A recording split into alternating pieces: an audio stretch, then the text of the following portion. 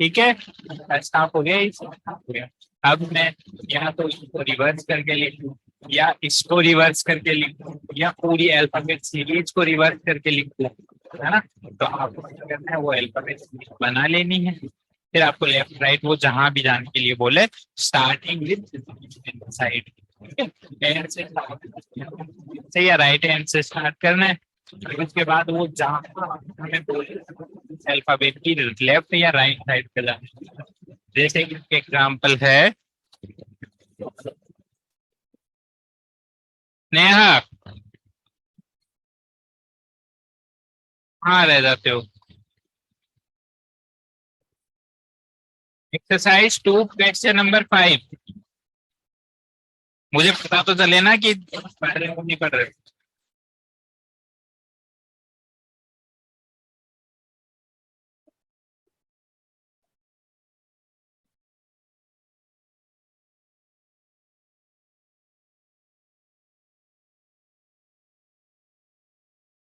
कुछ और क्या क्या है?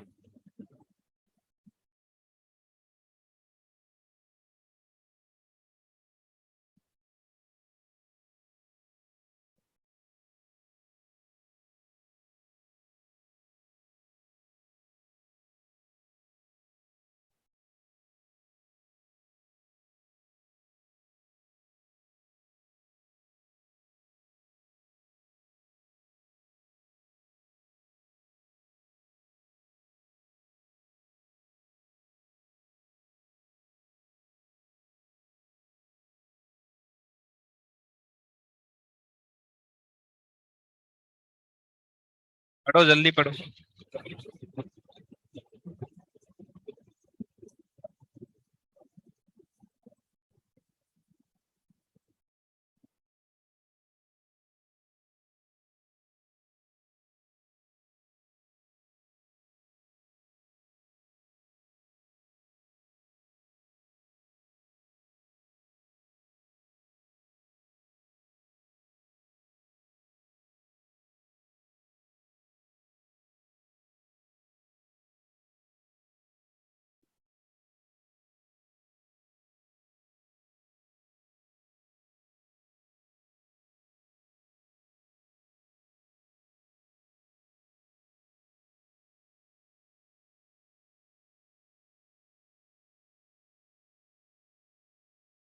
ठीक है, ये बोल रहा है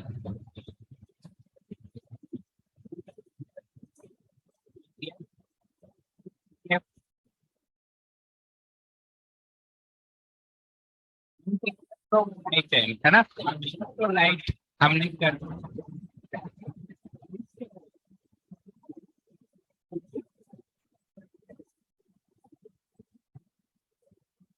कौन से एंड से, राइट हैंड से, राइट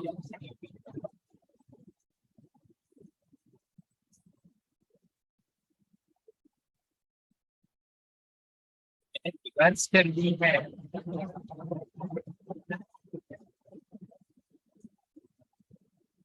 ठीक है, यहाँ आना है मुझे।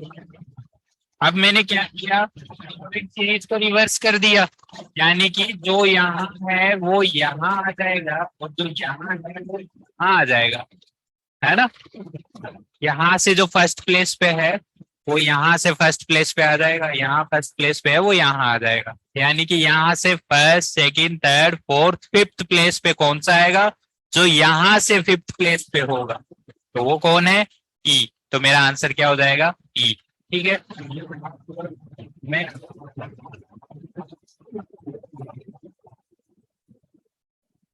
सीरीज को दिया हुआ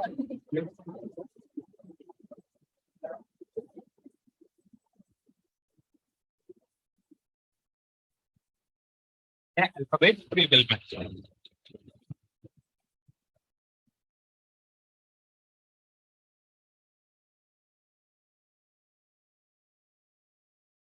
इसमें दो टाइप के क्वेश्चन आते हैं। अब हमें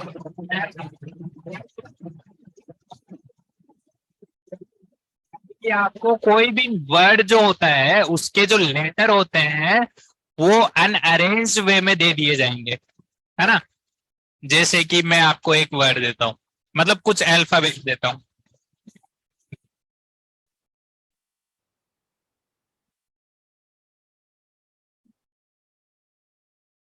एक मीनिंगफुल वर्ड, ये मैंने रीअरेंज मतलब अनअरेंज वे में आपको अल्फाबेट दे दिया। अब इनको अरेंज करके क्या लिखेंगे हम? क्या एक और वर्ड बन सकता है क्या, या एक से ज्यादा वर्ड बन सकते हैं? हाँ, क्या? वो तो ठीक है।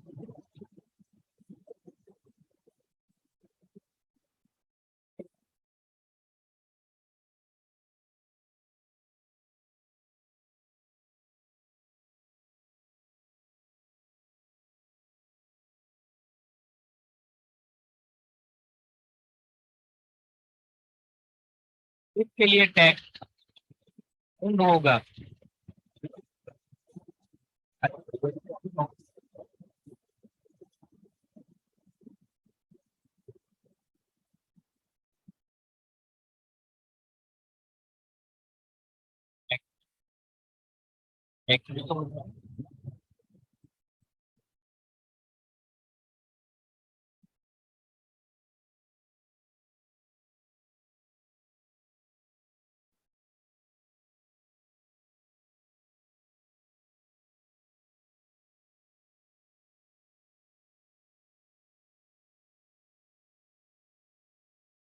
ये सबसे इजी टाइप है।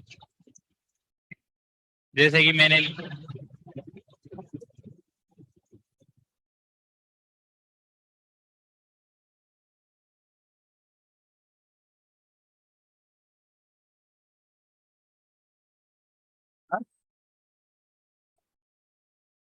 तो आपके दिमाग में आ गया, कभी कभी हो सकता है कि नहीं आए, तो आपको क्या होगा, क्वेश्चन पेपर में ऑप्शन दिए हुए रहेंगे।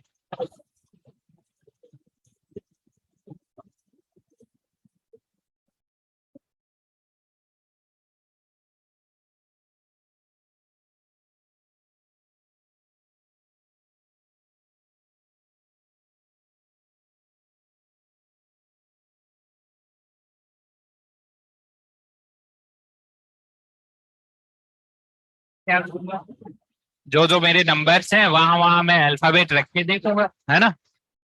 अगर आपको इनकेस आपको नहीं आता है वर्ड समझ में कि ये क्या है, कौन सी मीनिंग बनेगी, तो मैं टू पे रखूंगा क्या, ए, फिर एच, फिर वाई, फिर ई, फिर वी। तो ये कोई ऐसा वर्ड नहीं हुआ, है ना। तो इस तरीके से मैं चारों ऑप्शन,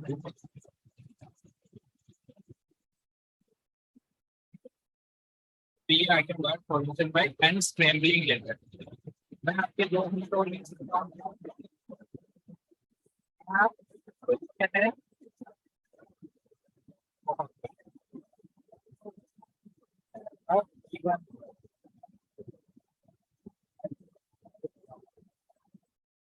क्या, तो ये हो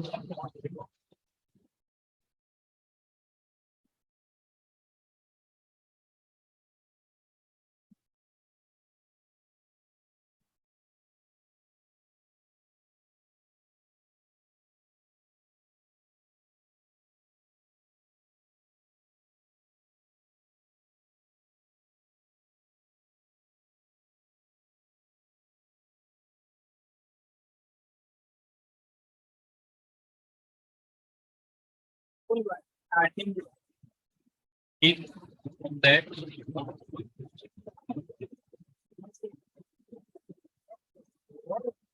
किन किन से मिलके बनता है, फर्स्ट, सेकंड,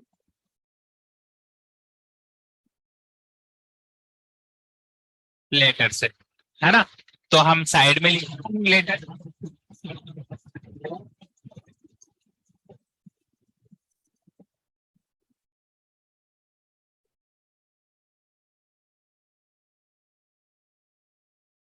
क्या हो,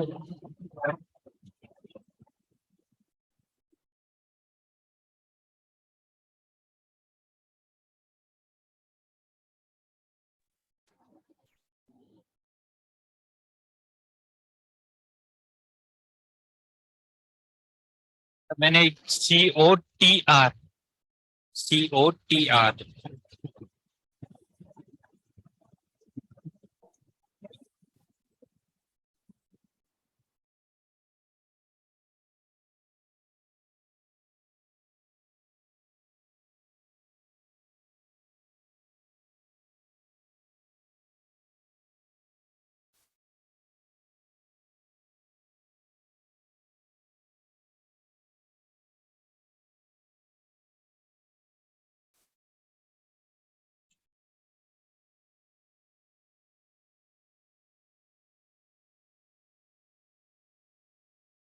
चलो, है ना? लेकिन घूम गए क्योंकि हमें आदत नहीं है।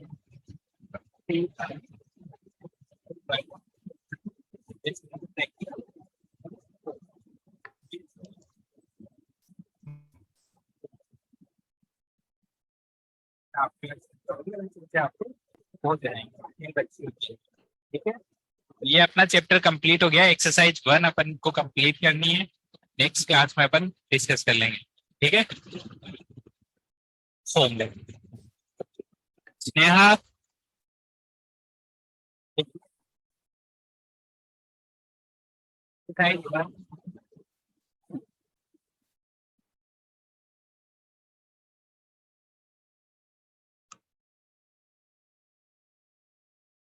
हो गई है।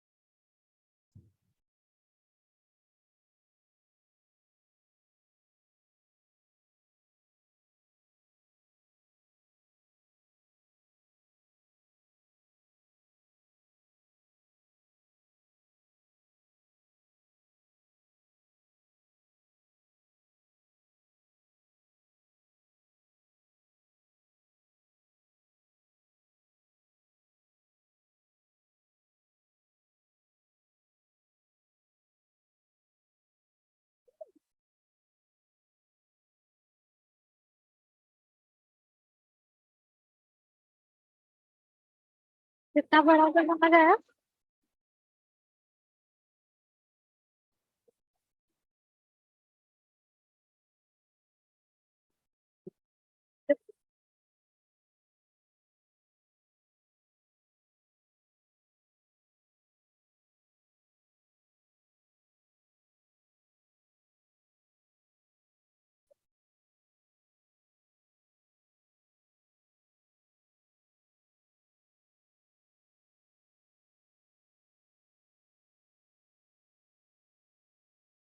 Good evening. बैठिए बैठिए सर।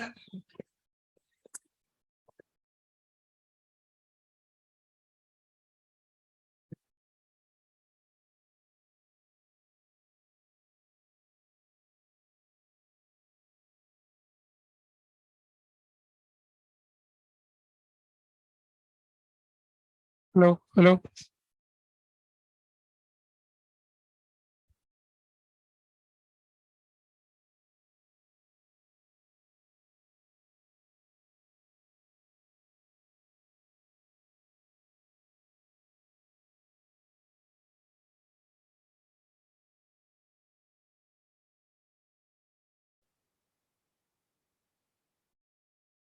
क्या था डीबीपी नंबर 20?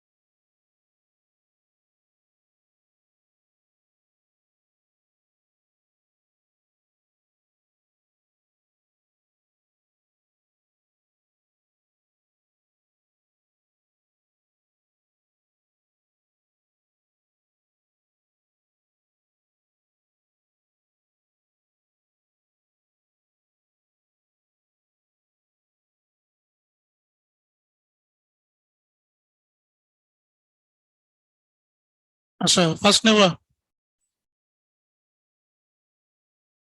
आंसर हमने लिख लिए सबके, है ना? अब फर्स्ट क्वेश्चन देखते हैं हम। Moment of inertia of a door, L और 2L, है ना? About axis A B in the plane of door 45 degree, क्या होगा?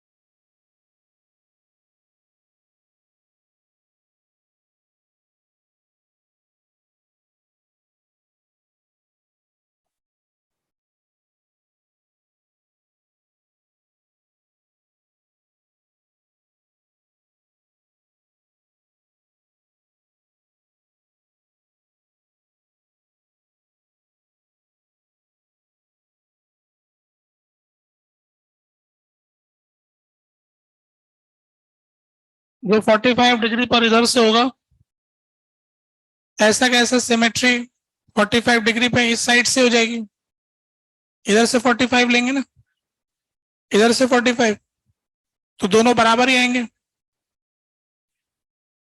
ये 45 ये 45 लें तो ये सिमेट्रिकल होंगी कि नहीं होंगी? तो अगर ये 45 तो ये 45 हो गया, अगर इसको x मान लें इसको y मान लें तो ये z हो गया, I X plus I Y equal to I Z, ये दोनों बराबर है, 2 i x बराबर आई जेड पता है।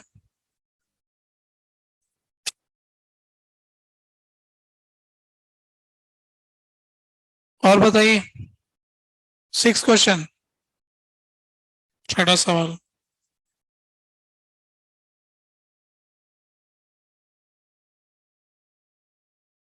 एक एम मास है जो कि स्प्रिंग से कनेक्टेड है, नेचुरल लेंथ इसका एल है, दूसरे एंड को फिक्स किया गया,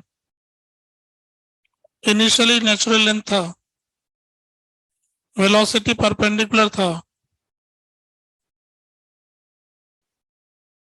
जब इसकी एल प्लस एक्स लेंथ होगी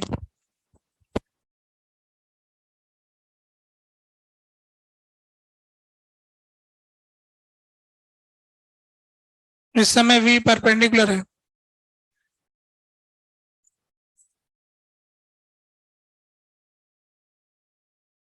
मान लीजिए कि फिर v परपेंडिकुलर हो गया, v1,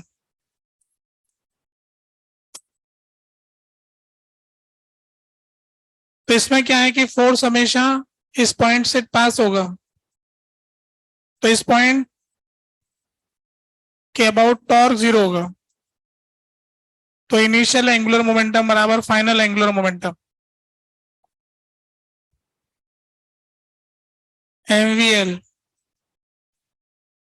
mv1 l plus x, ऐसा होगा।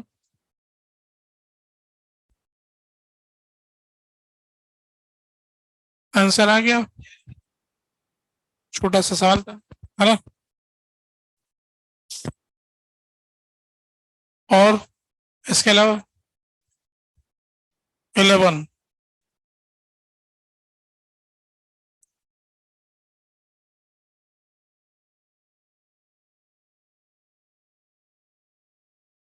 कैपिलरी ट्यूब 12 सेंटीमीटर नीचे डूबी हुई है, 3 सेंटीमीटर की हाइट है,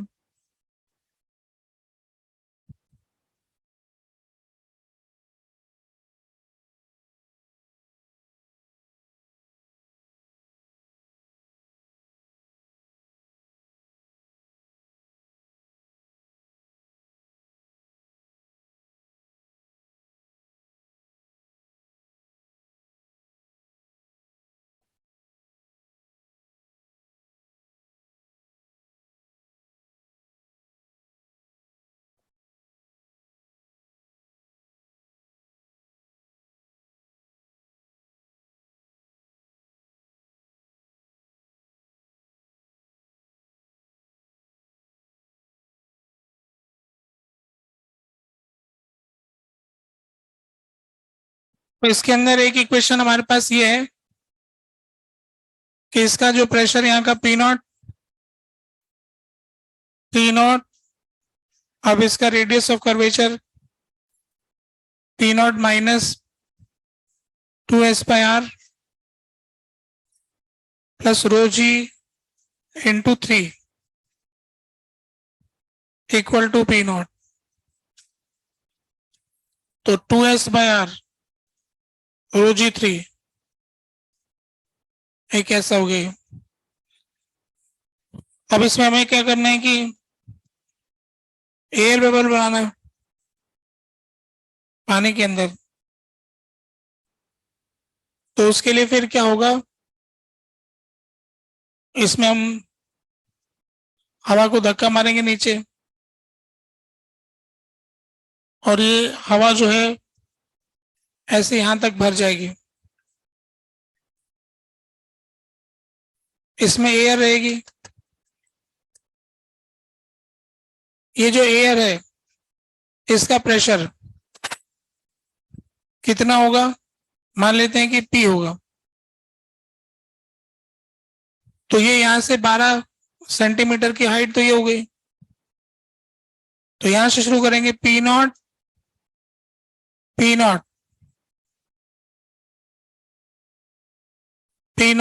plus rho g into 12, P0 plus rho g into 12, यहां पहुंच गए। फिर इसके अंदर जाएंगे, plus 2s/r is equal to P, 2s/r की वैल्यू रो जी इंटू 3 है, तो P0 plus rho g into 12 plus rho g into 3, हमें कितना एक्स्ट्रा प्रेशर लगाना पड़ेगा यूं। देखो P0 तो प्रेशर वैसे अवेलेबल होता है, जो हमने एक्स्ट्रा लगाया वो क्या है, P माइनस P0,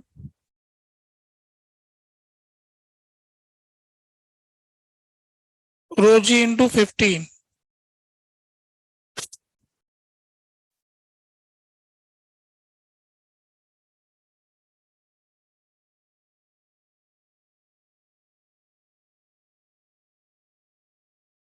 ठीक है।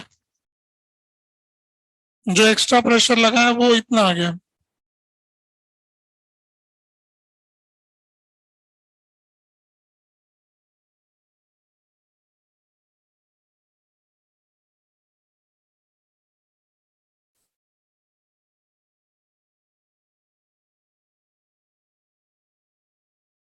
और कुछ,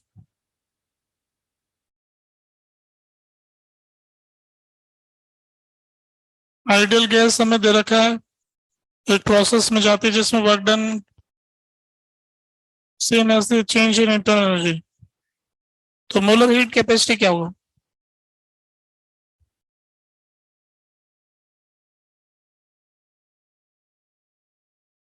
dw इक्वल टू du,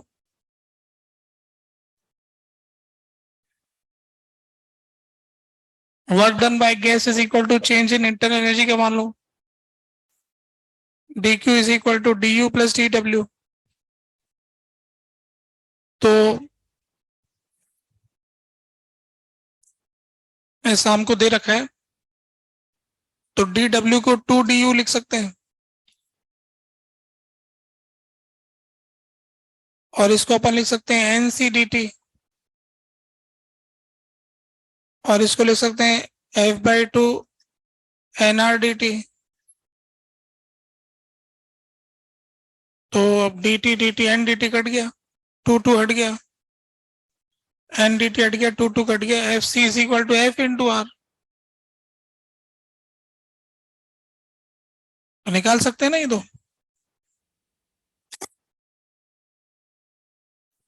और कुछ हो गई,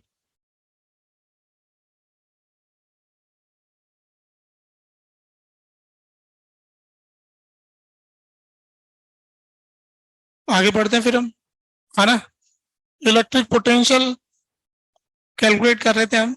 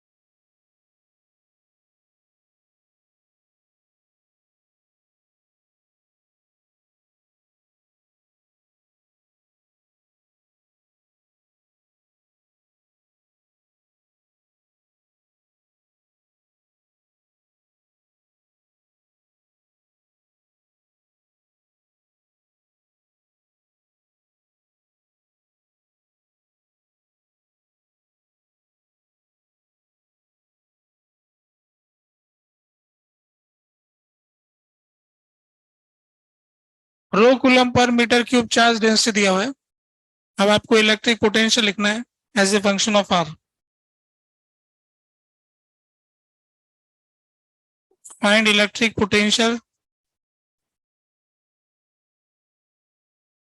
as a function of distance from centre.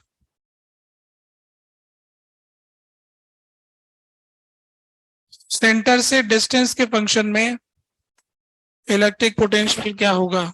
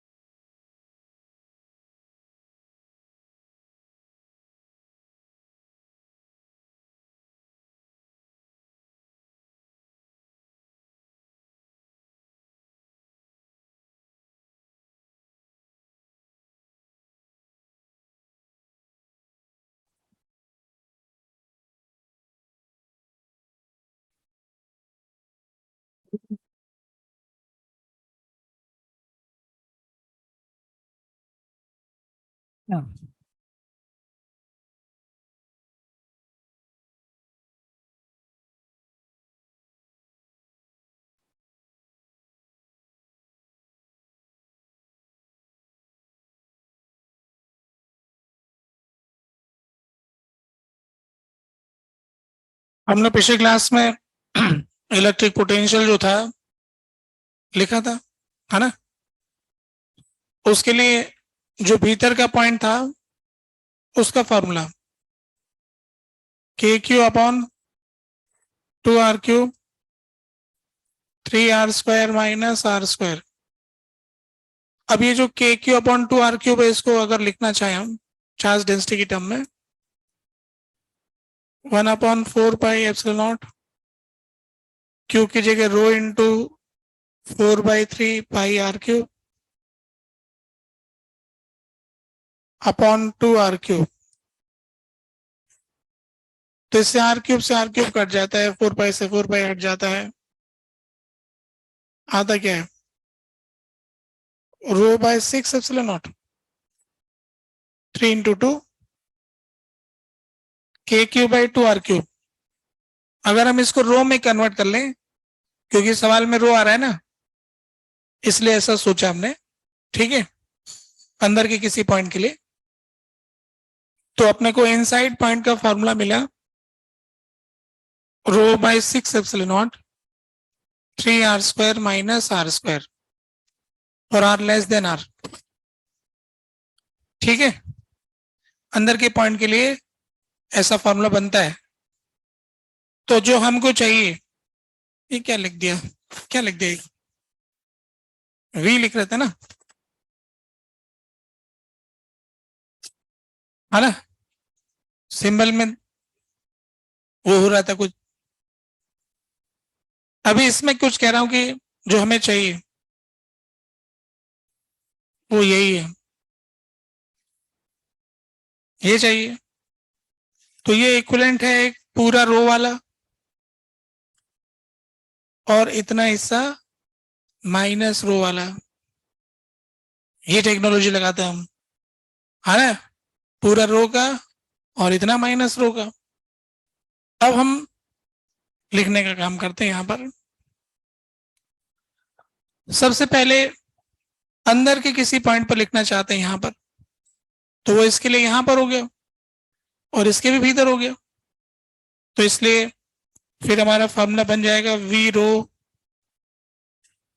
We minus rho. तो रो की वजह से तो आ गया रो बाय 6 एप्सिलॉन नॉट। अब इसके लिए लिखेंगे तो इसका रेडियस कितना है बड़े वाले का, R2, तो 3R2 square minus R square. ये हो गया ना। इस फॉर्मूले के हिसाब से इस बड़े वाले के लिए आगे। फिर दूसरा वाला minus rho upon 6 epsilon not 3R1 square minus R square, valid है लेस देन R1, 0 से। ये लिखा होगा आपने, क्या कहते हो? ठीक है। अभी फिर इसके बाहर निकलते हैं। यहां पर इसके बाहर यहां लिखना चाहते हैं हम, यहां लिखना चाहते हैं। तो यहां लिखने के लिए फिर हमें क्या करना पड़ेगा, वापस ये रूल। तब रो की वजह से लिखेंगे, रो के लिए तो ये अंदर ही पॉइंट हो गया, वापस सेम टू सेम ये आएगा।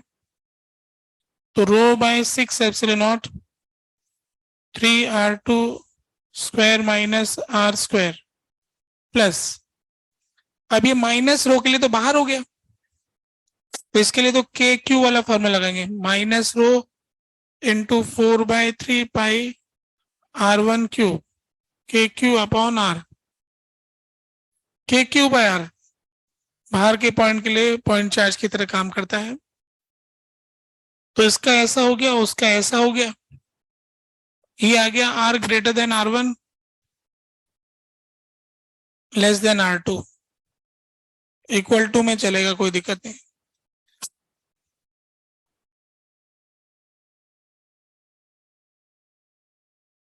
अब इसके बाहर चले जाते हैं, दोनों के बाहर यहां पर, तो ये तो टोटल क्यू आ जाएगा इसमें, तो के क्यू। अब तो सीधा ही लिख देंगे टोटल मिला के क्यू कितना है।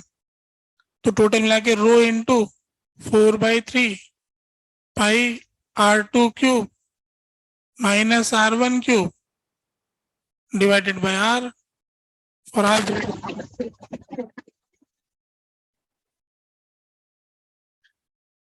ठीक है कि नहीं, यही लिखा, नहीं लिख दिया था, बिल्कुल जवाब नहीं था।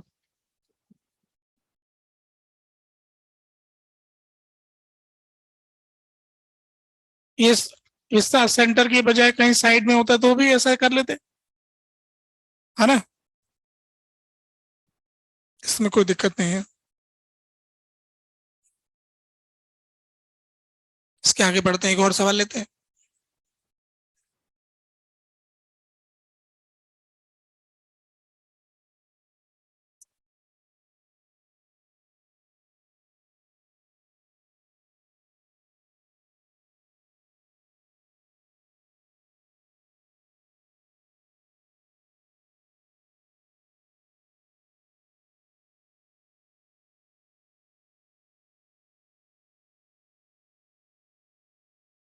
हो गया ना नोट?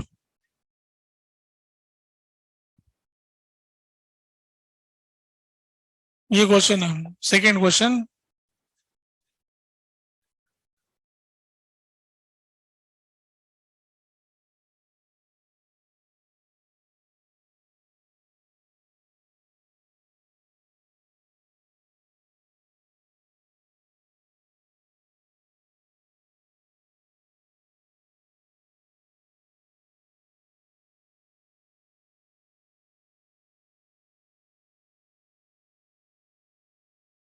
तीन कॉन्सेंट्रिक शेल दे रखी है, एयर एयर एयर और बाहर एयर।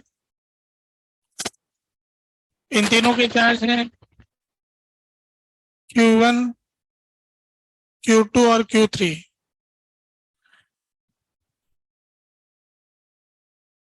3 और चलो नेक्स्ट न्यूज लिखेंगे।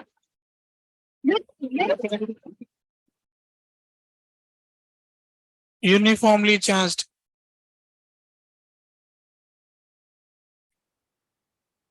shells are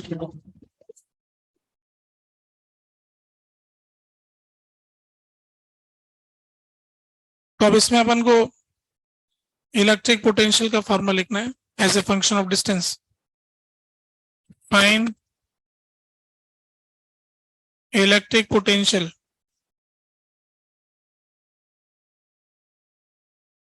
as a function of distance from center।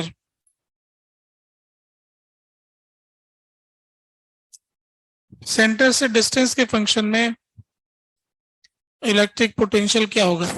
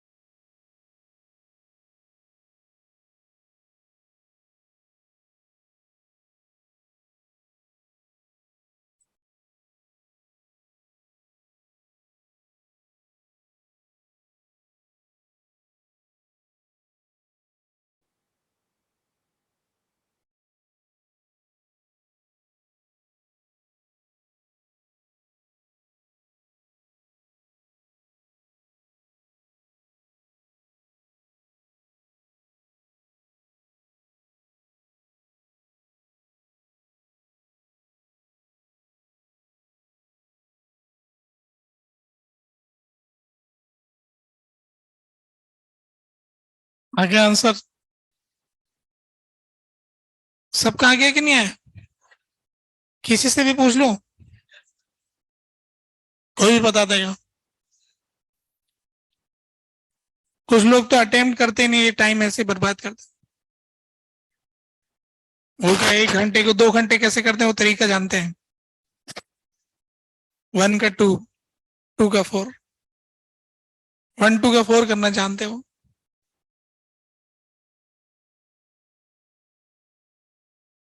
तो अब किसी से पूछे, तुम बताओगे? हाँ तुम ही, तुम जो पीछे। हाँ कोई बात नहीं, गलती सही, कोई परीक्षा तो वैसे तो है नहीं, गलती होगी तो बगल वाले सुधार देंगे, अभी सीख जाओगे तुरंत ही, है ना। 2 मिनट, अब लिखने जा रहा हूं मैं इधर। तो हम पहले लिखना चाहते हैं R greater than 0 less than R1, ठीक है। तो तुम उसको लिखवाने की बात कर रहे हो, तो अब मुझको ये बता दो कि मैं इसके लिए क्या लिखूं।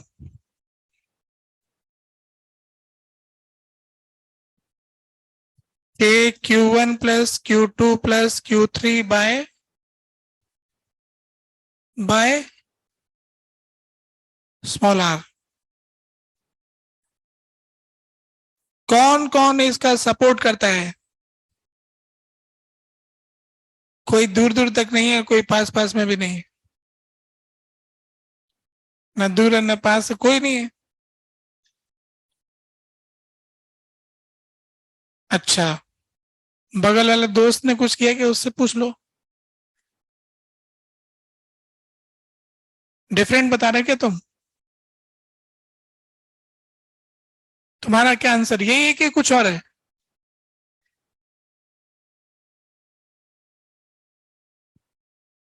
मतलब ये डिफरेंट बता रहे हैं।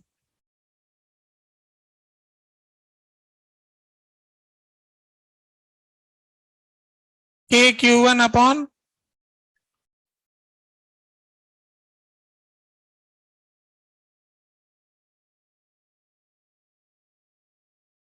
ये बता रहे हो क्या? ये तो कुछ और बता रहा है, तुम तो कुछ और बता रहे हो, ये क्या बात है? गल बगल में बैठे हो। इधर तुम्हारा क्या कहना है? आया ही नहीं। अच्छा, उधर तुम्हारा क्या कहना है, कौन सही? तुम्हारा तीसरा मैं ये से ना वो सही, मैं सही। तो तुम क्या बताना चाह रहे हो, वो लिख लेते हैं।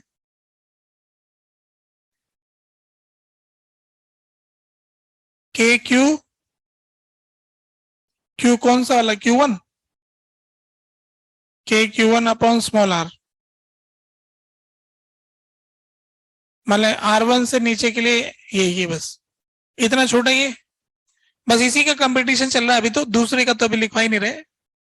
पहले अपन 0 से R1 में आ जाए तो ही मामला सेटल हो जाए। तुम्हारा कहना है कि ये होगा, ये भी नहीं होगा, जो पहले लिखा था वो भी नहीं होगा। हमारे पास तीन हो गए, के Q1 plus Q2 plus Q3 upon are, मैंने तीन चॉइस आ गई, तीनों में से तुम्हारी चॉइस बीच वाली है ना। भाई तो उधर तुम क्या कह रहे हो? तुम्हारा एक और चॉइस, चलो बहुत बढ़िया बात है, चार चॉइस बन रहा है हमारा, सवाल पूरा कंप्लीट हो जाएगा, है ना। तुम बताओ, तुम कुछ और बता रहे हो। K Q1 upon upon 2 R1 cube 3 R1 square minus R square, ये ब्रैकेट बंद करो ना, ब्रैकेट ओपन रहने दो, बंद कर दिया ना, ठीक है। प्लस के Q2 अपॉन 2 R2 क्यूब, हाँ समझ गया मैं, 3 R2 square minus R square, और फिर ऐसे तीसरे का भी ऐसे टर्म आ जाए। एक ही लाइन में चार विद्यार्थी, पांच है वैसे तो।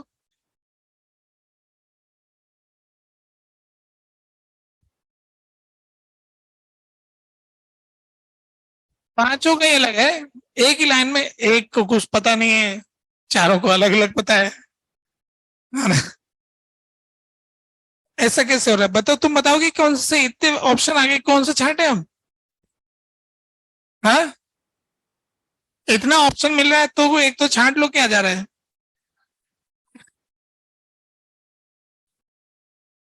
छांट भी नहीं पा रहे, देखो इतना चॉइस मिलता है तो उसके बाद में भी नहीं छट रहा है।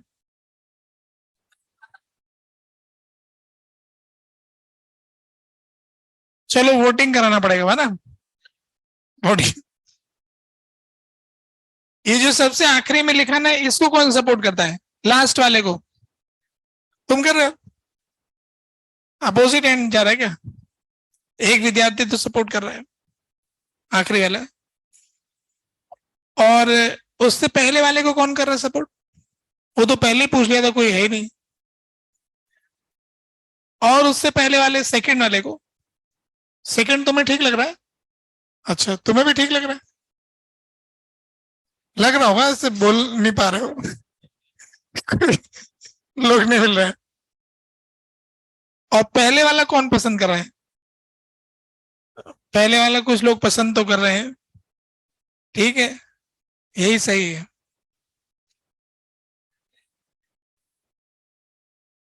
देखो, किसी भी शेल के भीतर वही पोटेंशियल होता है जितना उसकी सरफेस पर होता है।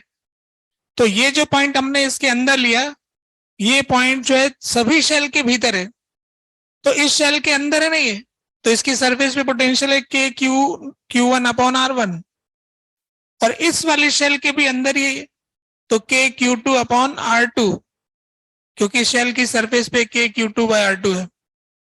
और ये जो तीसरी वाली शेल है, उसकी सरफेस पे के Q3 बाय R3। तो शेल के अंदर के सभी पॉइंट पर एक ही पोटेंशियल होता है, और उतना ही होता है जितना उसकी सरफेस पर होता है, ठीक है। तो ये होलोस्फेयर, ये तो सॉलिड में काम आता है, ये तो काम का ही नहीं है। तो ये तो सारे गलत हो गए, मिटा देता इनको तो।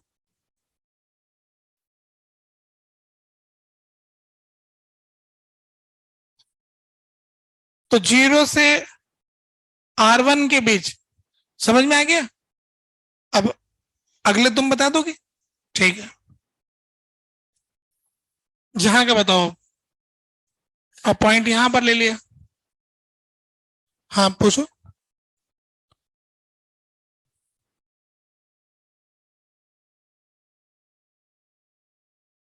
हमने तो सिर्फ एक स्टेटमेंट का यूज किया है, शेल के भीतर वही पोटेंशियल होता है जितना उसकी सरफेस पर होता है।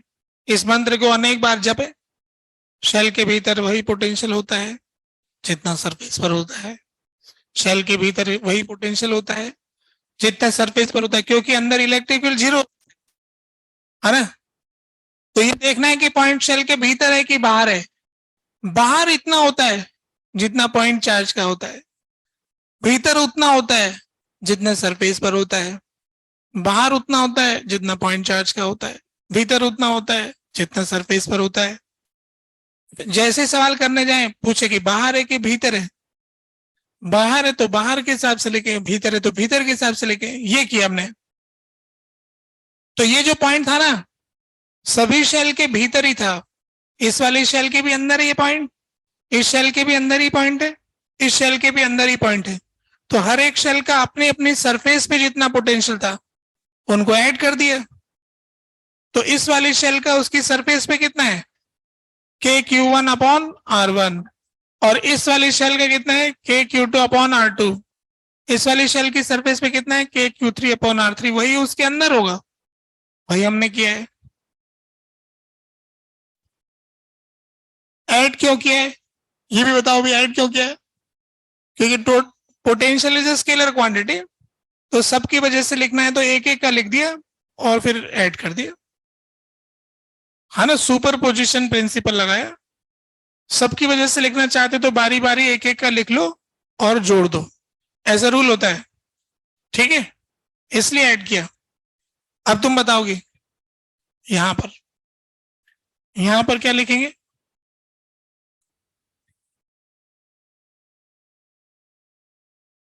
KQ1/R1 और KQ2/R2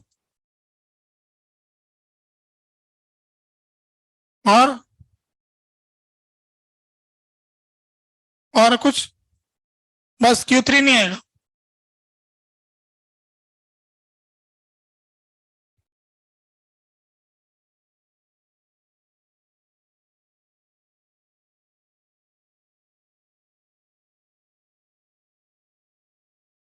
अच्छा तुम बताओगे।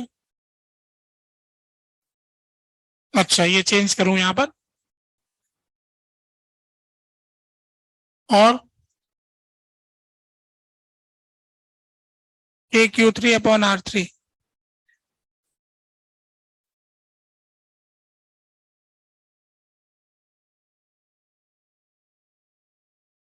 ऐसा किसका आ रहा है? ऐसा काफी लोगों का आ रहा है, ठीक बात है। तो ये जो पॉइंट है ये इस वाली शेल के लिए तो बाहर हो गया और बाकी दोनों शेल के भीतर हो गया। तो जिनके भीतर हो गया उनकी सरफेस पर जितना पोटेंशियल है वो लिख दिया, और जिसके लिए बाहर हो गया उसको एक पॉइंट चार्ज बना के पॉइंट चार्ज का फॉर्मूला लगा दिया।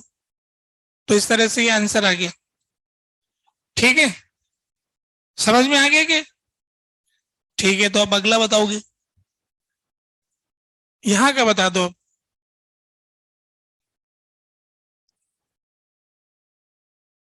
क्या? KQ1/r,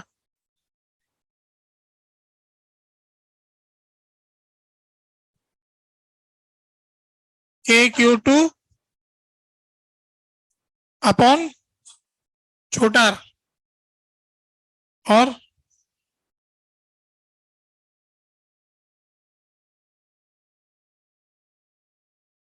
कैपिटल है R3।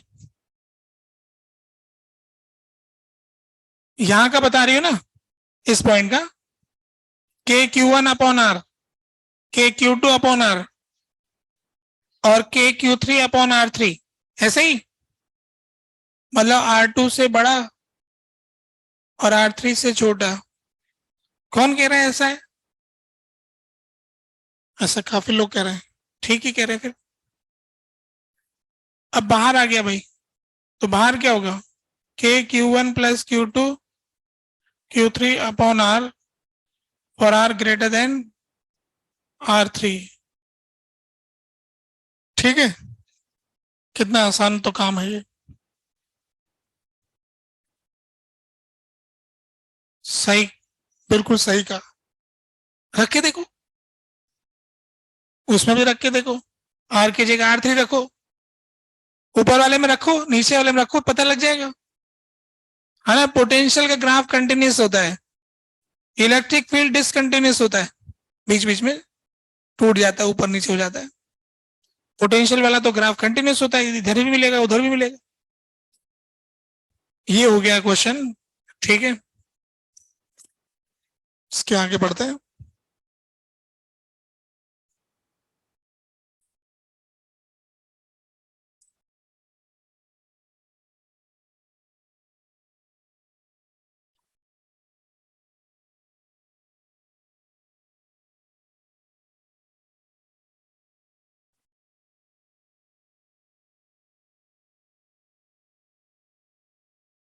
तीसरा सवाल है ना, इसमें क्या है कि हमारे पास इन्फिनिटली लॉन्ग वायर है,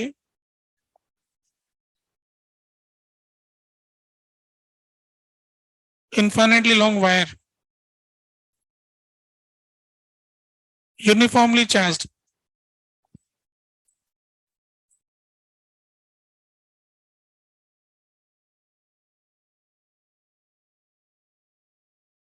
लैम्डा कूलम पर मीटर।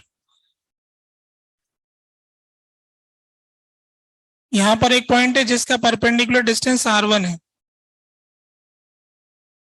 और एक और पॉइंट है जिसका परपेंडिकुलर डिस्टेंस r2 है, 1 और 2, ऐसे दो पॉइंट दे रखे हैं। Find V2 minus V1, potential difference मालूम कीजिए।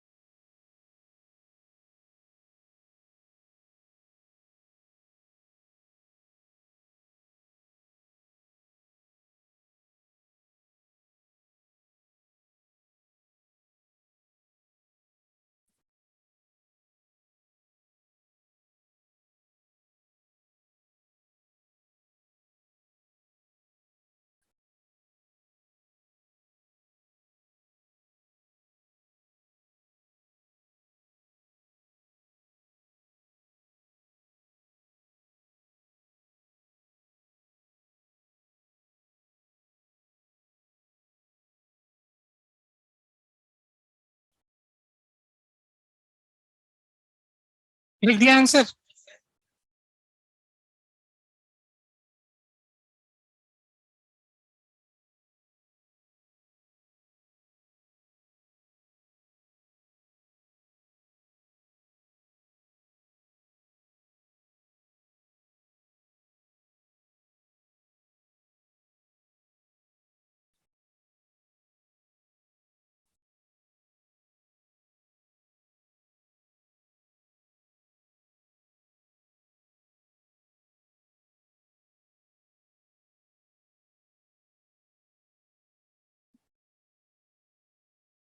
दिख रहा है ना, R2 बड़ा है R1 छोटा है, तो R2 माइनस R1 पॉजिटिव होगा।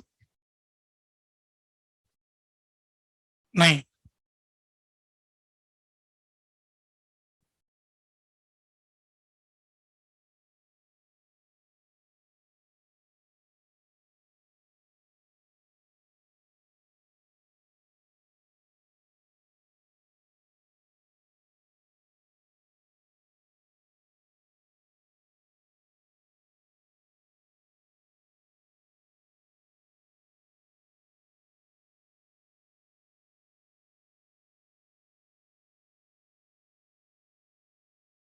आ गया आंसर।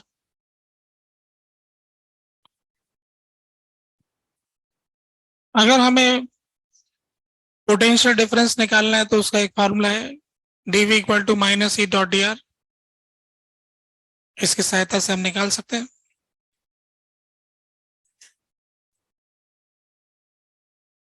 ठीक है, अब इसमें क्या है कि अपन है ना इन्फिनिटी पे पोटेंशियल जीरो नहीं मान सकते, क्योंकि इसमें इंटीग्रेट करेंगे तो इनफाइनाइट की लिमिट नहीं लगेगी। तो हमने पॉइंट चार्ज के लिए इन्फिनिटी पे जीरो मान रखा है, शेल के लिए जीरो मान रखा है, पर वायर के लिए ऐसा नहीं कर रखा है। इसलिए वायर का कोई पोटेंशियल का फार्मूला नहीं है, पोटेंशियल डिफरेंस का फार्मूला है, जैसा कि हमने निकाला ये।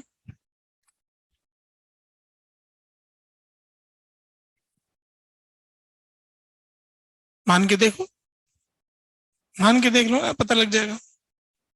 वहां पर v2 की जगह इन्फिनिटी रख लो, इधर r1 r से इन्फिनिटी, और v1 से v मान लें।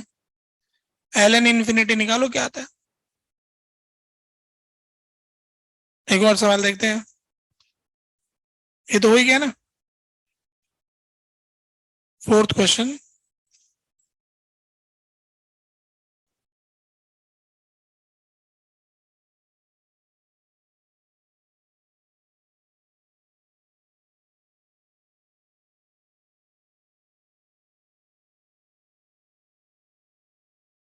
एक यूनिफॉर्मली चार्ज इनफाइनाइट शीट दे रखी,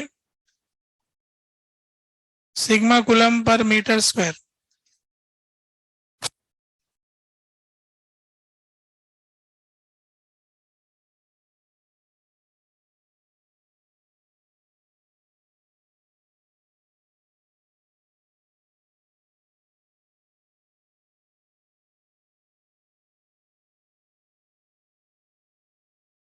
और ऐसे z हो गया x y z। तो एक पॉइंट है जिसके कोऑर्डिनेट है x1 y1 z1, और एक पॉइंट है जिसके कोऑर्डिनेट है x2 y2 z2 1 2।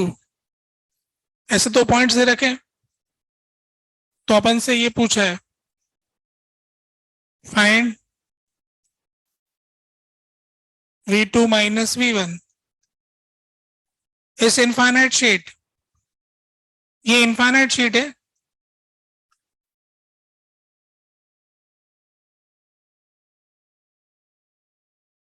इसकी वजह से दो पॉइंट्स में पोटेंशियल डिफरेंस कितना आ रहा है, 1 2।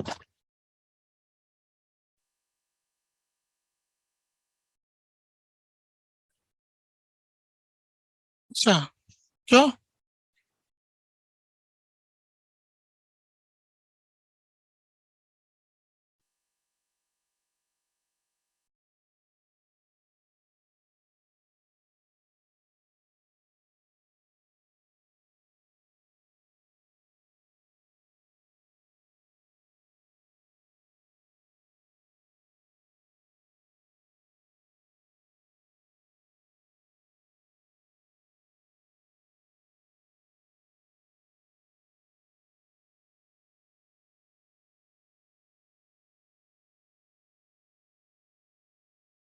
आ गया ना।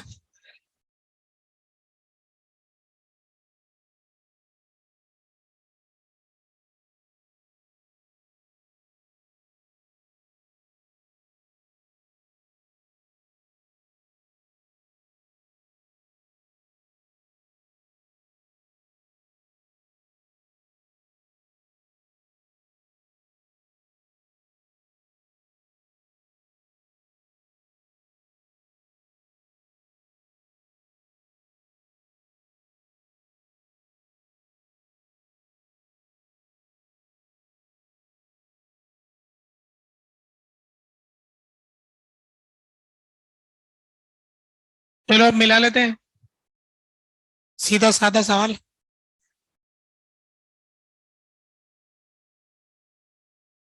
dv is equal to minus E dot D R, कर दें grade.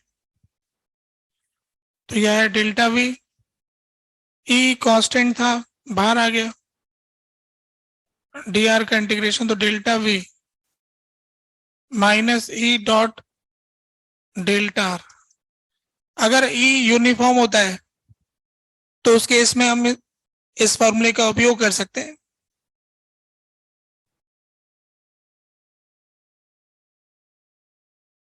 when E is constant, या इसको कहें यूनिफॉर्म। कांस्टेंट का मतलब एक कांस्टेंट टाइम के साथ होता है, ये यूनिफॉर्म जगह के साथ होता है, सब जगह एक जैसा है। तो ऐसा है तो फिर तो ये वेक्टर, तो ये हो गया डेल्टा आर। तो इस फॉर्मूले के हिसाब से V2 minus V1, electric field की value sigma by 2 epsilon naught I के डॉट x2 माइनस x1 आई के y2 माइनस y1 जे के z2 माइनस z1 के। तो क्या हो गया, x2 माइनस x1।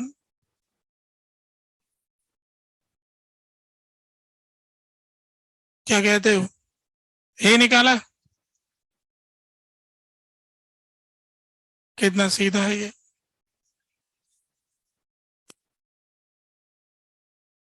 एक सरफेस का कॉन्सेप्ट लगाना चाहिए, लगाते हैं।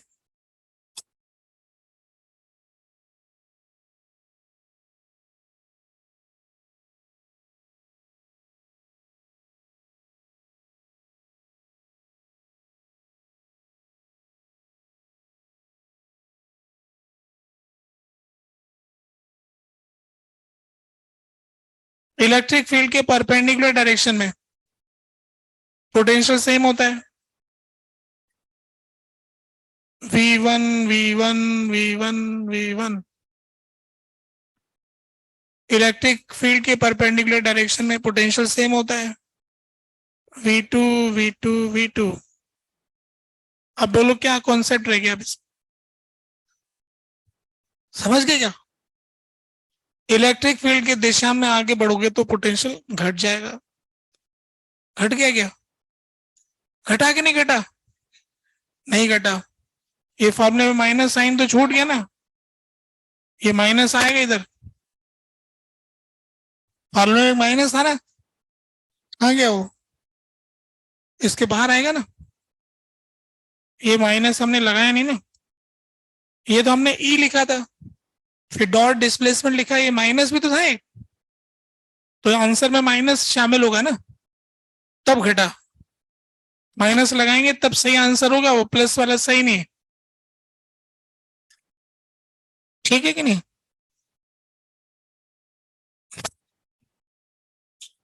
अब इसमें कुछ पूछना चाहते हो?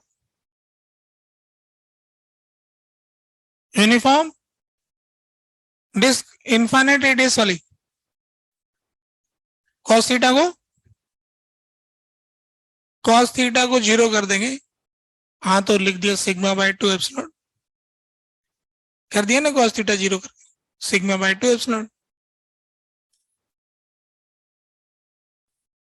ठीक है, हो गया।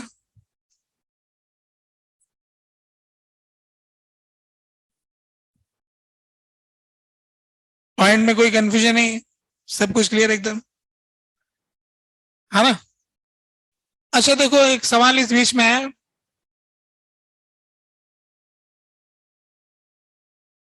दो तीन छोटे से ट्रू फॉल्स का मामला आ रहा है, जहां ई सेम होगा वहां वी सेम होगा।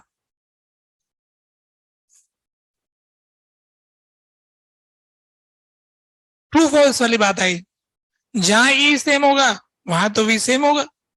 क्या कहते हो? आपके मन में ट्रू फॉल्स में से एक बात लग रहा हो, लगा दो।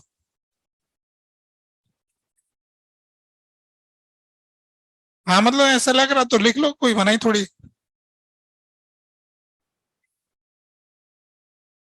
जहां ई सेम होगा वहां वी सेम होगा। दो बार लगाऊं क्या? जहां जहां, एक बार में कंफ्यूजन हो रहा है। जहां जहां ई सेम होगा वहां वहां वी सेम होगा। कौन कहता है कि फॉल्स है ये? फॉल्स कहने वाले कौन है? इधर से कुछ लोग हैं, इधर से तो कम लोग दिख रहे हैं, उधर उस कोने में दिख रहे हैं। और जो कह रहे हैं कि बात एकदम सच्ची है, ट्रू, ट्रू कौन कह रहा है?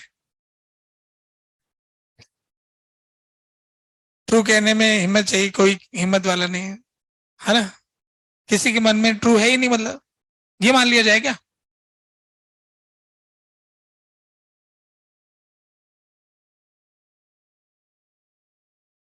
ये रहा एग्जाम्पल, सामने ही तो रहा है, और क्या पूछे?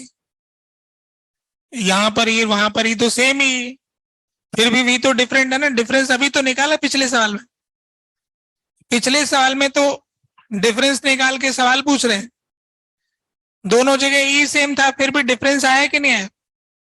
तो सेम ई होगा तो सेम वी होगा, ये कोई बात हुई? गलत बात है। दूसरा सवाल, एक और छोटा सा ट्रू फॉल्स।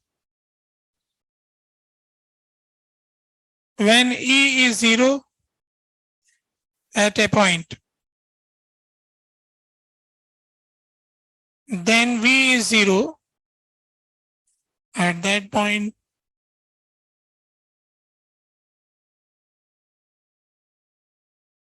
जहां ई जीरो होगा वहां वी जीरो, जो आपको ठीक लगे ना।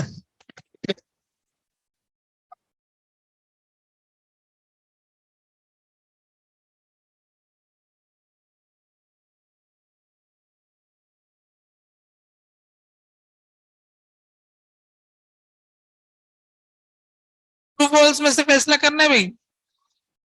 लिख लो लिख लो लिख लो, अभी पूछते हैं, लिख लो आंसर, निशान लगाओ, अभी पता लगेगा।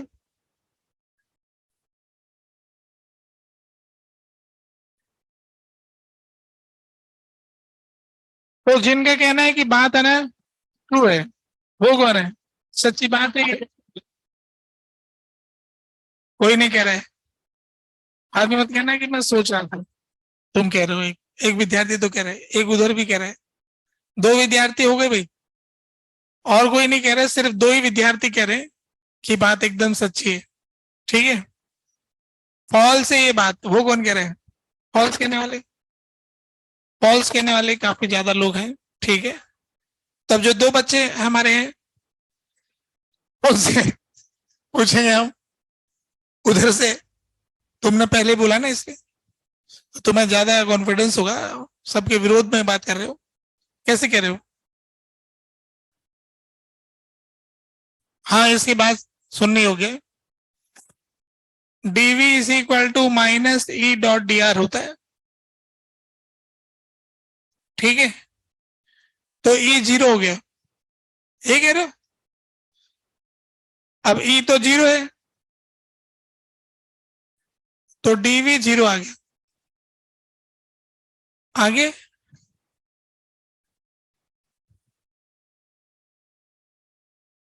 आगे कुछ?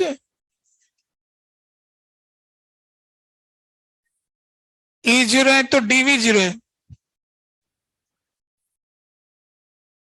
तो क्या कह रहे हो, सही कि गलत, क्या है ये? सही बात है कि गलत बात है?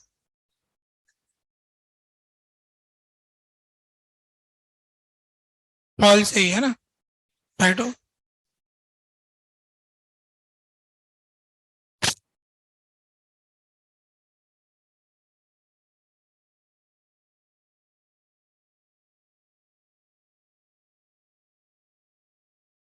when e is zero at a point, then v equal to zero at that point। ठीक है, ऐसी झूठी बात है ये। ऐसा कोई एग्जाम्पल बता सकते हो? हाँ बता दो। हाँ बोलो। स्फेरिकल शेल, अच्छा। हाँ ये अच्छा एग्जाम्पल है। एक शेल पे अपन ने क्यू चार्ज दे दिया, तो इसके अंदर ई तो 0 है, परंतु इसके अंदर वी जो है वो के क्यू बाय आर है। ठीक है, सही उदाहरण लिया बैठ। शेल के भीतर ई तो 0 है, परंतु वी तो के क्यू बाय आर है ना।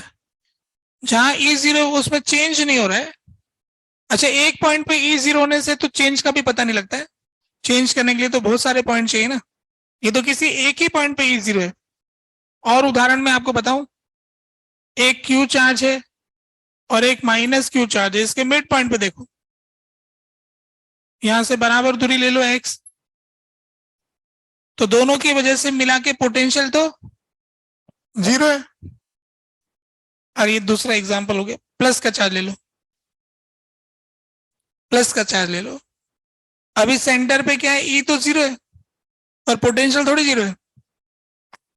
इस जगह पे ई तो 0 है और पोटेंशियल तो ऐड हो गया ना 2k³ बाय एक्स।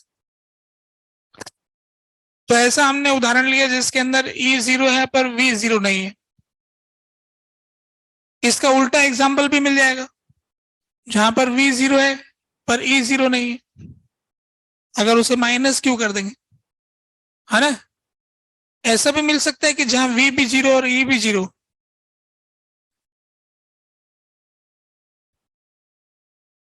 ई भी 0 वी भी 0 इंफिनिटी पर। हाँ, ई भी 0 वी भी 0। ठीक है,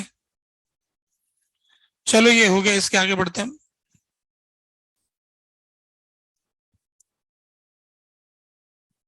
पोटेंशियल के संबंध में अपन ने सवाल किए, काफी पोटेंशियल निकालना सीख लिया हमने। अब दूसरा काम करते हैं, calculation of electric field from potential.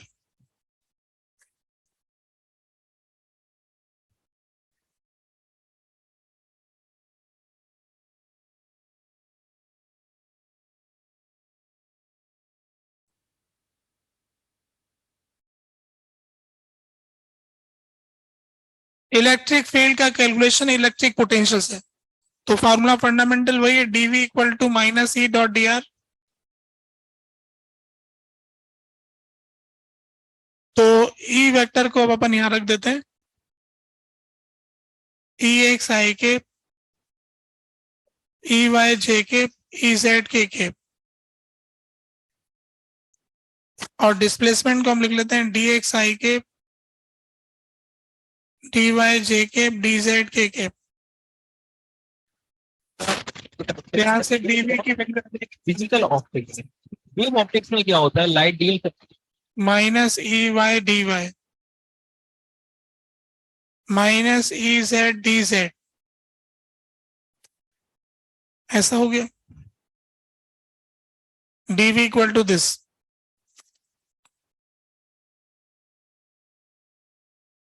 अब इसके बाद इसमें नहीं पढ़ना है, ज्योमेट्रिक ऑप्टिक्स और रे ऑप्टिक्स।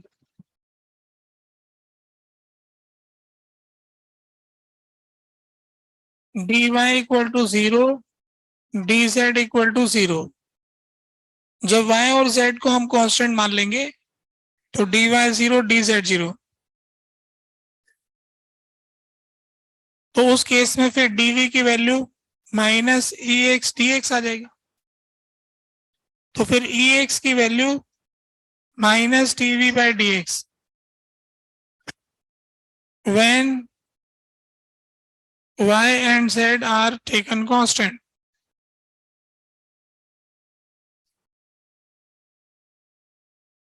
अब इसको बार बार कौन लिखता फिरेगा, इसकी बजाय सिंबल चेंज करते हैं,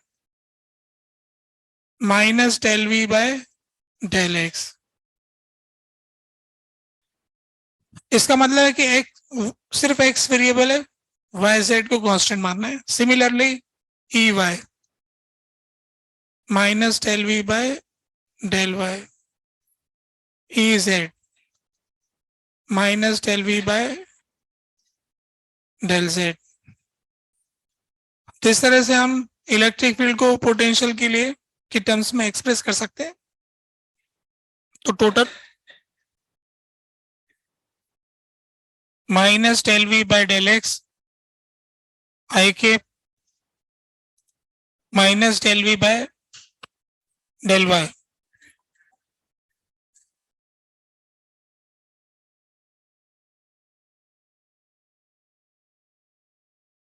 ठीक है, del V by del X I के, del V by del Y J के, del V by del Z के,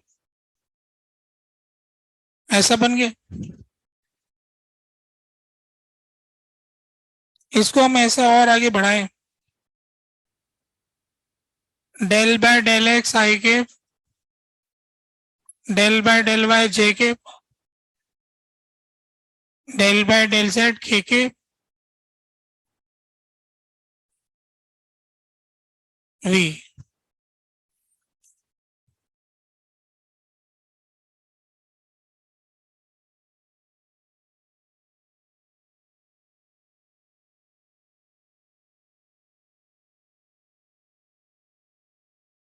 ऐसा फार्मूला हो गया, है ना, ग्रेडियंट आ गया। तो किसी भी स्केलर क्वांटिटी को वेक्टर बनाने वाला एक फार्मूला है ये, ऐसा कोई ऑपरेटर हमारे पास नहीं है। देखो, क्रॉस प्रोडक्ट लेंगे तो वेक्टर से वेक्टर बनता है, डॉट प्रोडक्ट लेंगे तो वेक्टर से स्केलर बन जाता है, पर स्केलर से कोई वेक्टर बनता हो ऐसा हमने देखा नहीं, इसी में बनता है बस। तो ये जो ऑपरेटर है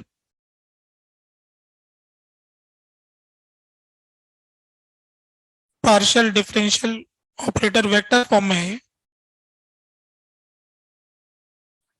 ये डिफरेंशिएट करके टोपी पहनाता है ना। डिफरेंशिएट करो आई केप लगाओ, डिफरेंशिएट करो जे केप लगाओ, ऐसे करके वेक्टर बन जाता है। इस तरह का फार्मूला आपने कंजर्वेटिव फोर्स का फार्मूला पढ़ा है, पोटेंशियल एनर्जी से कंजर्वेटिव फोर्स निकालते वक्त ऐसा ही फार्मूला आता है। अगर हमें किसी और डायरेक्शन में निकालना है, जैसे आर डायरेक्शन में, तो इसको minus del V by del R ऐसे भी लिख सकते। रेडियल डायरेक्शन में इलेक्ट्रिक फील्ड चाहिए तो minus del V by del R से निकाल लेंगे। तो अब इसका एक उपयोग कर लेते हैं एक सवाल में, है ना।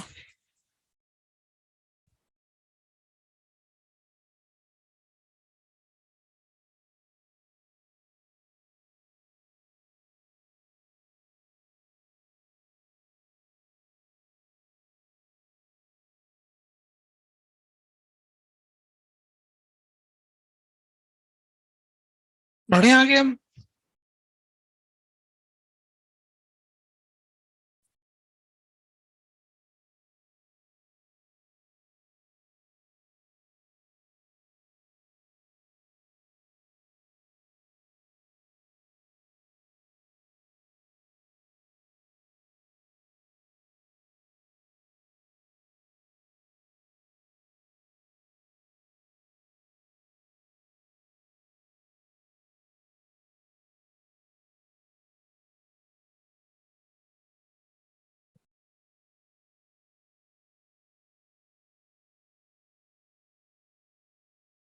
ये अभी अब इससे निकालो भाई। अच्छा, एक माइनस भी लगवा देते हैं आपके लिए, अच्छा लगेगा।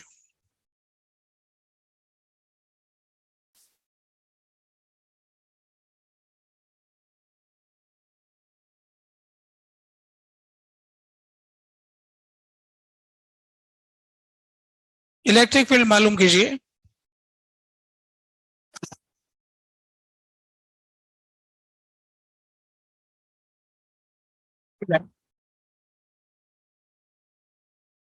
डिफरेंशिएट करना तो सबको आता है।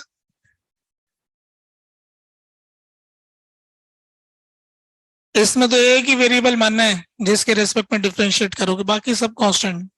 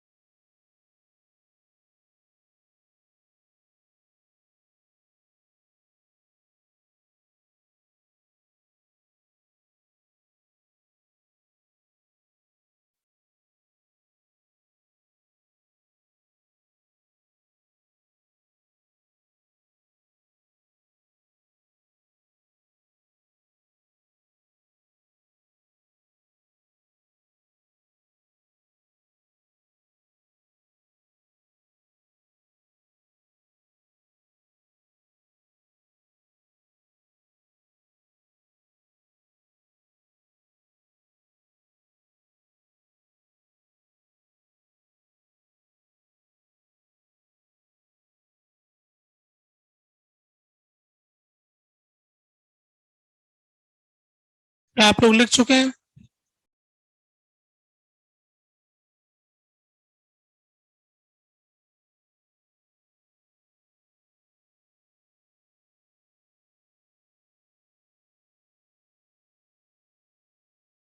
डिफरेंशिएट करना तो आता है ना, खत्म हो गया वो डिफरेंशिएशन तो, कि चल रहा है? अभी चल ही रहा है, ये तो आधा है, पार्शल है।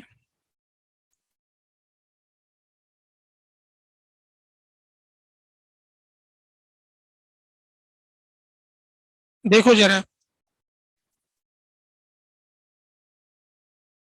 देखो इलेक्ट्रिक फील्ड का एक्स कंपोनेंट लिखते हैं हम, minus del V by del x.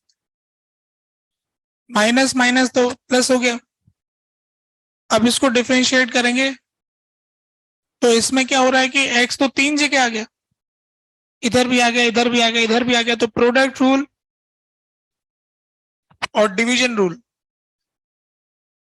एक साथ लगेगा।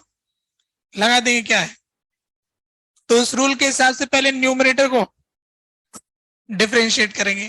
तो न्यूमरेटर का डिफरेंशिएशन ऐसा आएगा, उसमें प्रोडक्ट रूल लगेगा, 2x sine of x plus Y, फिर एक्स स्क्वायर, माइनस तो उड़ा दिया पहले ही, प्लस एक्स स्क्वायर, अब साइन का आएगा cos of X plus Y into, अब डिनोमिनेटर का प्रोडक्ट आएगा, न्यूमरेटर का डिफरेंशिएशन,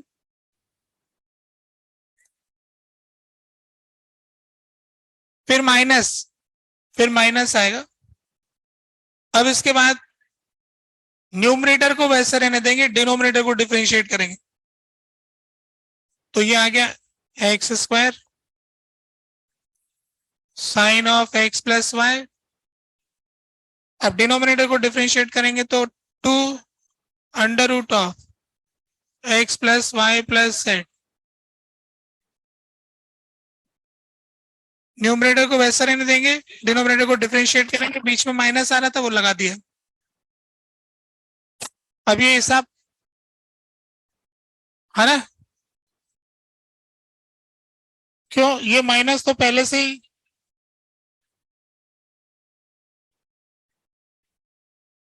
देखो क्या किया, न्यूमरेटर वैसा का वैसा रखा, अब इस डिनोमिनेटर का डिफरेंशिएशन किया, तो ये जो रूट वाला होता है 1/2 रूट होता है, तो 1/2 रूट लगा दिया, और फॉर्मूले में माइनस था वो माइनस लगा लिया, ठीक तो ठीक है। अभी डिनोमिनेटर का स्क्वायर बचा हुआ है, X plus Y plus Z, ये तो 2 तो कटा नहीं किसी से, ठीक है 2 रहने दो इधर ही, इस 2 को इधर गुणा करेंगे, ये रूट इधर गुणा हो जाएगा, फिर ये रूट नीचे उतार देंगे, क्या तो गुणा करें इसको है? नीचे आ गया X plus Y plus Z की पावर 3/2, और ये 2 टाइम्स इधर गुणा होकर के 2, ये तो ब्रैकेट बंद हो रहा है इधर, ये इसका ब्रैकेट बंद, ये वाला ब्रैकेट अच्छा नहीं लग रहा है, इसका ब्रैकेट यहीं बंद हो गया, तो ये इधर गुणा होकर के, इसमें तो 2 सब जगह है ही नहीं, इसी के साथ गुणा हो जाएगा, 2x sine x plus Y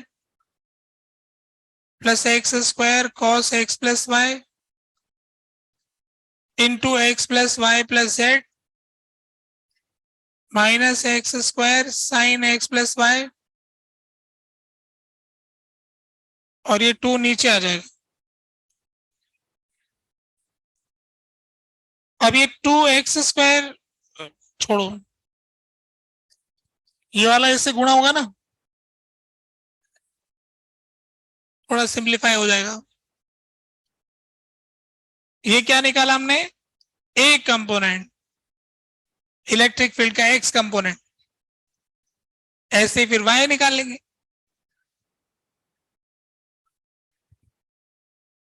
similarly करके लिख दें क्या, वो सिमिलरली होगा नहीं, क्योंकि वाई तो सिर्फ इन दोनों में ही है, डिफरेंट होगा। लिख लेंगे क्या है, माइनस तो हटा ही दिया, अब न्यूमरेटर का डिफरेंशिएशन, तो एक्स स्क्वायर तो कांस्टेंट हो गया, cos of X plus Y, और डिनोमिनेटर को वैसा रहने देंगे, under root of X plus Y plus Z, फिर माइनस साइन। अब न्यूमरेटर को वैसे रखो,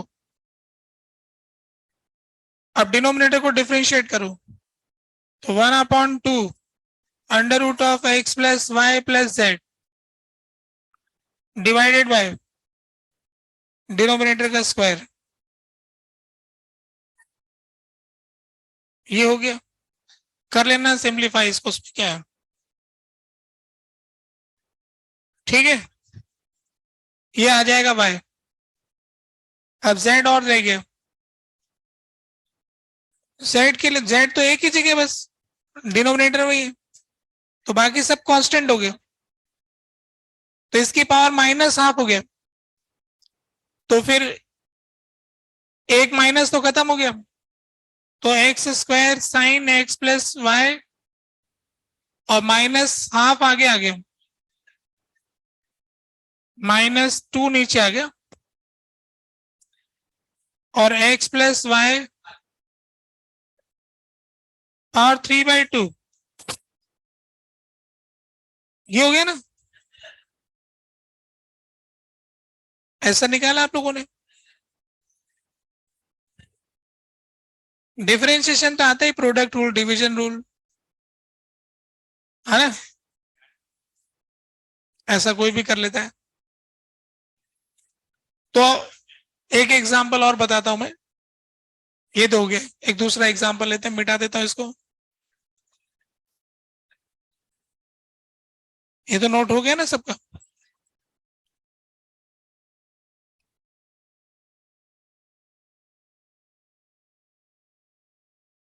इसको सिंप्लीफाई नहीं किया है, कर लेना।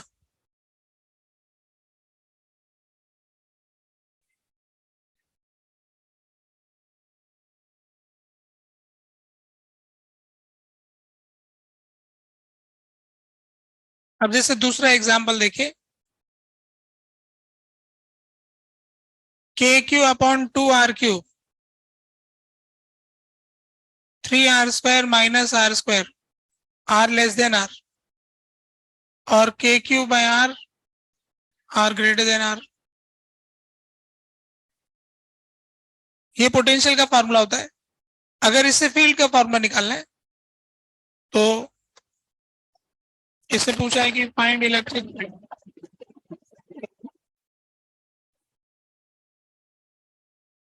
तो इसका जवाब कुछ इस तरह से, यहां पर इलेक्ट्रिक फील्ड जो है हम इस फॉर्मूले से निकालेंगे, -del V/del R into are के,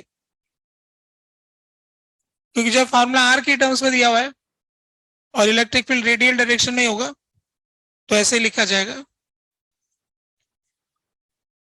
तो अब मैं इसमें इसको डिफरेंशिएट करूंगा, for R less than R, इसको डिफरेंशिएट करेंगे del V/del R,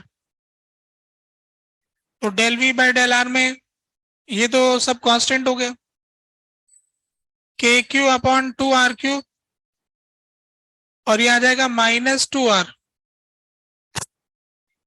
तो 2 से 2 कट गया, तो इलेक्ट्रिक फील्ड का वैल्यू आ गया वेक्टर फॉर्म में के Q upon r³ into r के, तो K Q into vector r by r³ और r लेस देन r,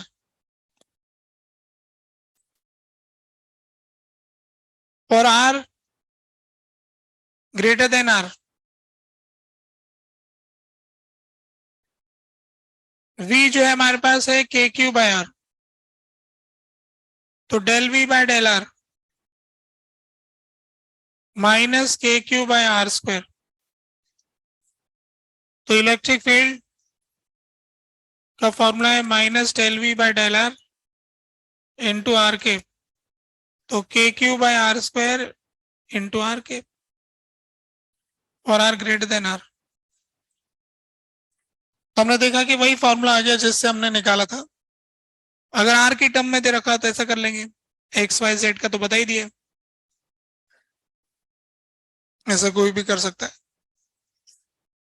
है ना। इसके आगे बढ़े, कोई घंटी वंटी बजा क्या,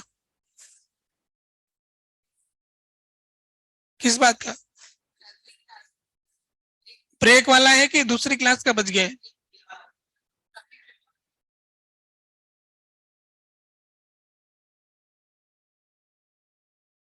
ये आपने नोट कर लिया है?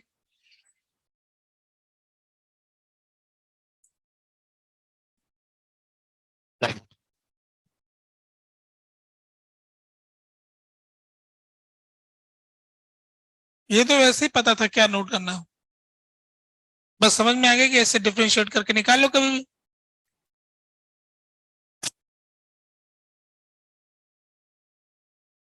अगर रेंज वाइज वी दे रखा तो इलेक्ट्रिक फील्ड भी रेंज वाइज आएगा, इस रेंज में इतना है, उस रेंज में उतना है, ऐसा आ जाएगा।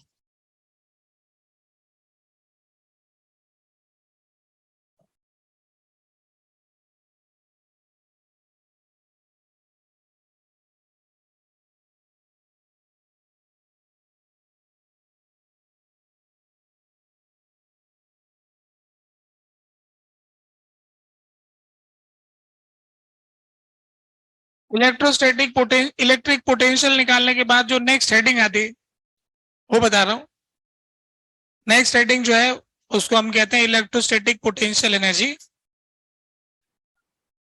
इलेक्ट्रोस्टैटिक पोटेंशियल एनर्जी जो होती है एक तरीके से defined for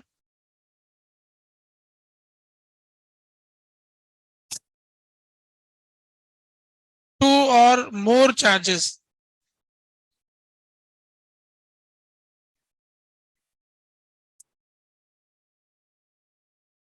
we cannot define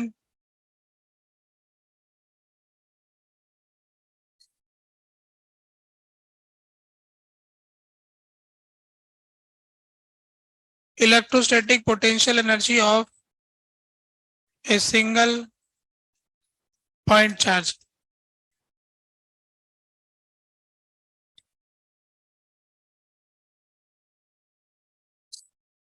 एक पॉइंट चार्ज की पोटेंशियल एनर्जी अनडिफाइंड, हम ऐसा मान रहे हैं कि इस पॉइंट चार्ज को हम कभी तोड़ नहीं पाएंगे। वैसे तो किसी एक पॉइंट में चार्ज आ नहीं सकता, एक पॉइंट पे कोई चार्ज आ नहीं सकता, कुछ थोड़ा सा वॉल्यूम चाहिए। Point by definition zero volume रखता है, जीरो वॉल्यूम में कुछ नहीं आ सकता, पर हम सवाल करने में मान लेते हैं कि एक पॉइंट पे चार्ज है, ठीक है। तो एक पॉइंट चार्ज की पोटेंशियल एनर्जी अनडिफाइंड है। पोटेंशियल एनर्जी हमेशा एक के आने के बाद दूसरे चार्ज के आपस के इंटरेक्शन से आती है, अकेले की कोई एनर्जी नहीं है। अकेला चार्ज हम कहीं भी ले जाएं, कोई दूसरा चार्ज ही नहीं है, तो कौन तो उसे धक्का मारेगा, है ना, कौन उसे अट्रैक्ट करेगा, कोई फोर्स ही नहीं लगेगा, तो उसको जहां रखेंगे वहीं रह जाएगा, तो उसकी कोई एनर्जी का मतलब नहीं है। तो इसलिए कह रहे हैं कि अकेले चार्ज की कोई एनर्जी नहीं होती है और पॉइंट चार्ज की एनर्जी अनडिफाइंड होती है। जो भी पोटेंशियल एनर्जी होती है वो दो या उससे ज्यादा चार्जेस के लिए डिफाइन की जाती है। ठीक है, उसे निकालने के लिए हमारे पास तीन रास्ते हैं। पोटेंशियल एनर्जी जो होती है, sum of potential energy of all pairs,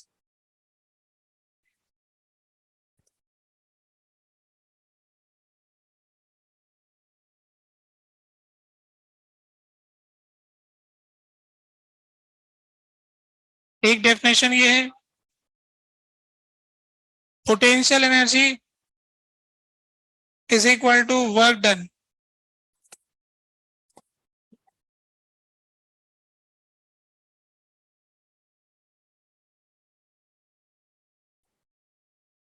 तीसरी, पोटेंशियल एनर्जी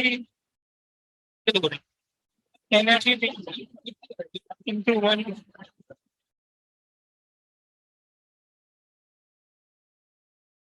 हम इन तीन डेफिनेशन से अगली क्लास में सीखेंगे कि कैसे पोटेंशियल एनर्जी निकाली जाती है। ठीक है, लास्ट डेफिनेशन में हमने लिखा है कि एनर्जी डेंसिटी को वॉल्यूम से गुणा करेंगे, यानी तीन अलग अलग विचार हैं जिनसे हम कैलकुलेट करेंगे। तीनों एक ही से बने हुए हैं, दिखने में तीन है, लास्ट में वो बने एक ही से हैं। तो तीन तरीकों से पोटेंशियल एनर्जी निकालना सीखेंगे। ये ईडी जो लिखा है वो energy density, not electric field, E D for energy density.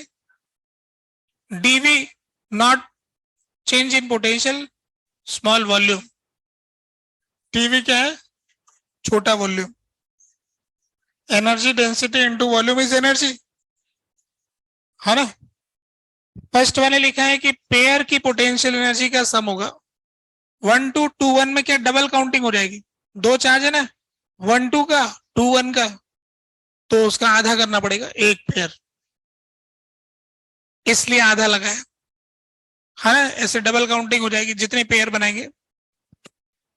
तो बस ये रोकते, होमवर्क करने के लिए आप लोगों के पास में आपकी शीट में एक सेक्शन है जिसका नाम है इलेक्ट्रिक पोटेंशियल है। पोटेंशियल डिफरेंस वाला भी है, ई से वी निकालने वाला भी है। पोटेंशियल, पोटेंशियल डिफरेंस और ई से वी निकालने वाले जो तीन सेक्शन है, ढूंढ के कर लेना, है ना। तो कर लोगे मुझे यकीन आप पर, है ना, कोई दिक्कत नहीं है। अरे हम बात करेंगे, देखना तुम करके आओगे, है ना। सिर्फ एक्सरसाइज 1 के तीनों पार्ट में दिया और किसी में कुछ नहीं दिया है, ठीक है। देख लो।